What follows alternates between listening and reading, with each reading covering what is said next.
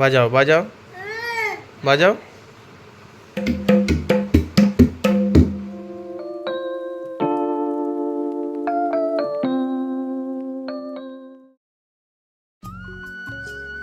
Hello everyone, welcome to our new channel Soumi blogs. আবার একটা নতুন ব্লগ নিয়ে চলে এসেছি। এখন বাজে বিকেল 5টা। তো ঘুম থেকে উঠেই আমি রান্নাঘরে চলে এলাম। আর আমার ঘুম ভাঙে কিন্তু ছেলের ডাকে, মানে যেখানে মা ছেলেকে আদর করে তোলার কথা সেখানে ও আমাকে আদর করে তোলে।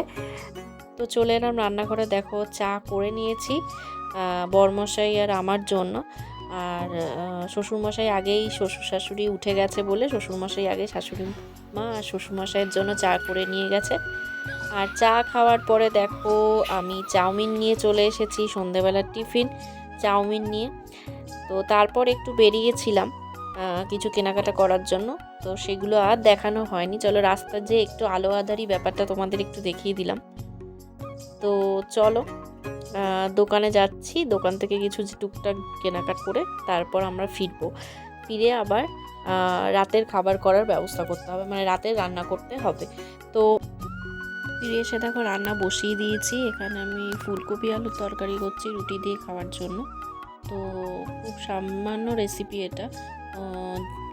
সর্ষের তেলে জিরে আর শুকনো লঙ্কা তেজপাতা ফোড়ন দিয়ে আলুটা ভেজে নিলাম। আর এখানে দেখো ফুলকপিটা নুন হলুদ জলে, গরম জলে এটা মানে একটু ভাপিয়ে নিচ্ছি। এরপর দেখো এখানে টমেটো কুচি দিয়ে দিলাম, মানে আলুর মধ্যে নিয়ে একটু নেড়ে চেড়ে কষিয়ে নিচ্ছি টমেটোটা যাতে একটু গলে যায়। টমেটোটাও দেখো একটু গলে এসছে আর আলুটা একটু লাল লাল করে ভাজা হয়ে গেছে। এরপর এতে আমি কিছুটা আদা বাটা, একটু লঙ্কা বাটা আর জিরে গুঁড়ো, হলুদ গুঁড়ো, ধনে গুঁড়ো, তোমরা ধনে গুঁড়ো চাইলেও দিতে পারো। আমি এখানে দিইনি, তো দেওয়া হয়, আমি এটাতে দিইনি কারণ আমাদের বাড়িতে ধনে গুঁড়ো একটু কম খায়। তো জিরে গুঁড়ো, ধনে গুঁড়ো, লঙ্কা গুঁড়ো, কাশ্মীরি লঙ্কার গুঁড়ো আর আদা বাটা, লঙ্কা বাটা এগুলো দিয়ে ভালো করে তেল ছাড়া অবধি, মানে যতক্ষণ একটু তেল তেল মতন হয় ততক্ষণ অবধি এটা কষিয়ে নিচ্ছি। আর এই সময় আমার ছেলে কি করে জানো, এই সময়টা ওনার বিশাল ব্যস্ততা থাকে। উনি সব মানে জিনিস নিয়ে এঘর থেকে ওঘর, ওঘর থেকে সেই ঘর ছুটে বেড়ান। আর হ্যাঁ, উনি এ সময় তবলা প্র্যাকটিসও করে, মানে তবলা নিয়ে একটু বসে দুমদুম করে বাজিয়ে নেয়।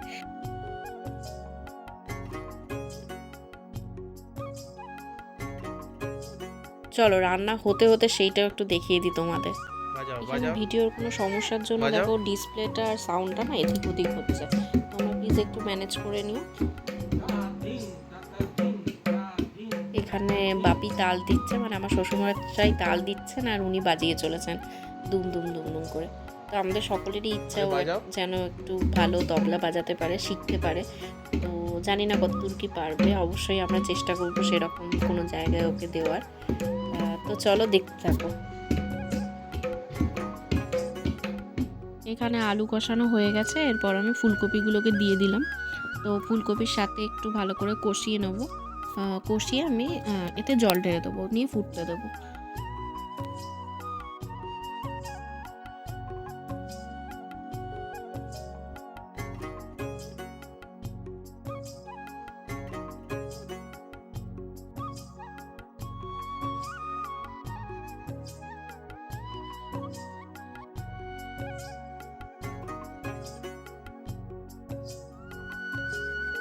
তো এখানে দেখো মানে ঝোলটা ফুটছে।